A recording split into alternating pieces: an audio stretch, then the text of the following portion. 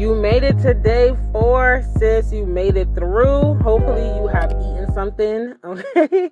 And if it's not 4 o'clock yet where you are, hopefully you have a meal planned. How's it going today? I really do pray that today went well for you. I'm just dropping in real quick on today to talk about hearing God's voice.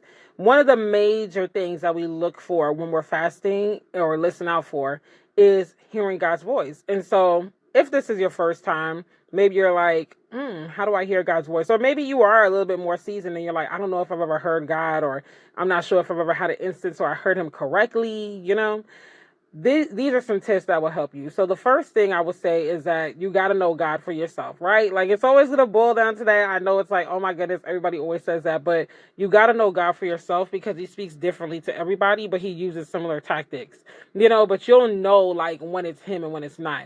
A major way that you can tell that it's God, honestly, is when it goes against your flesh, but it aligns with his word. Because God has a funny way of calling you to do stuff you do not want to do. But it's just like, but it aligns with his word, though. It's got to align with his word because he's not going to contradict himself. But he has a funny way of doing that. And you're like, God, like, why are you really calling me to this? I literally said, I do not want this. And here you go calling me to do it, Or here it is in my face and I have to handle it. So that's one way.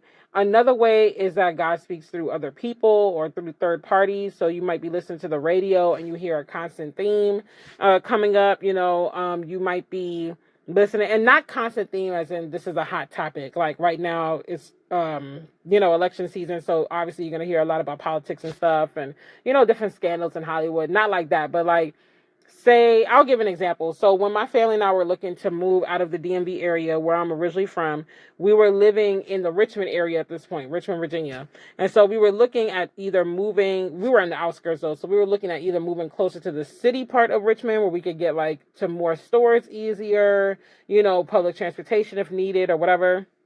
And or we were looking at moving to Atlanta, Charlotte, or I want to say Birmingham, Huntsville, Alabama area. We even briefly considered Dallas because one of my cousins at the time had relocated from Norfolk, Virginia to Dallas. And so we're like, okay, we would have a contact there, but we didn't really take Dallas too seriously. And so as I was like doing my research, applying to jobs for me and my sister, looking up business plans, talking to friends and family that were there and all the things, it's like God just kept opening up doors to Atlanta, which I will touch on that point in a second. But I also kept seeing things and hearing things that relate to Atlanta.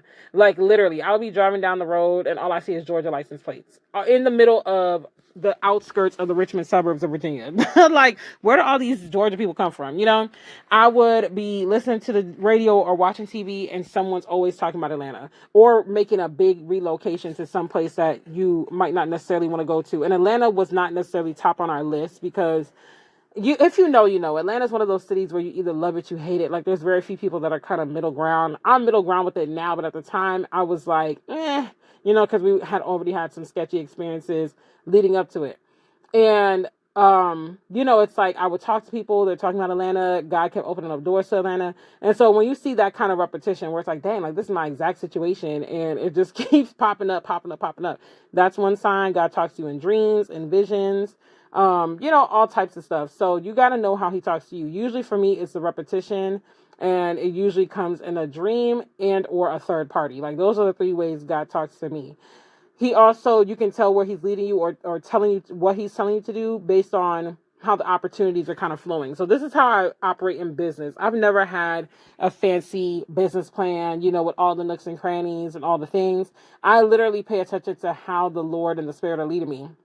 The Holy Spirit is leading me to where doors are opening, rivers are flowing with abundance and opportunities, then it's like, that's where I'm going. Sometimes it's not very complicated. We just have to be attuned and like paying attention, because if the rivers are drying up in certain areas of your life, or literally geographically in certain areas, then it's probably a good indication it's time to move on. That's not what God's calling you to. What God's calling you to is going to have an abundance. It might take you some time to get to the full abundance, but it's not going to be destitute. So as we're doing this fast and we're seeking clarity from God about hopefully the 3 to 5 things you've written down, if you haven't, definitely take time to write them down. I hope that you see and hear the Lord clearly. What is he calling you to do in these 3 to 5 areas of your life? What is he telling you a move? What move is he telling you that's going to happen? Like, what clarity is he giving you? And as he gives you clarity, just jot it down. Even if you just like leave yourself a voice note in your phone, that's fine.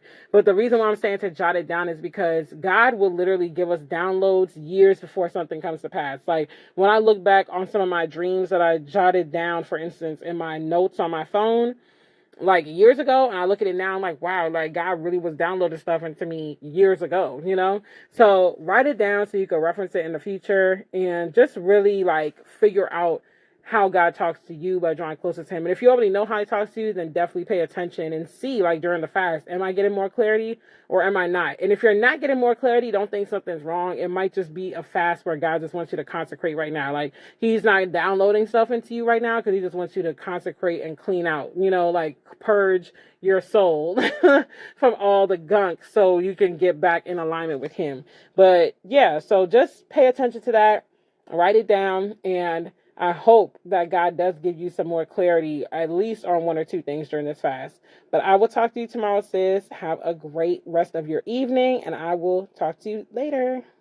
Thank you for tuning into this week's episode of For My Sisters Rondelle podcast. Don't forget to keep the conversation going and use the hashtag #ForMySistersPod on social media so I can see you and show you some love.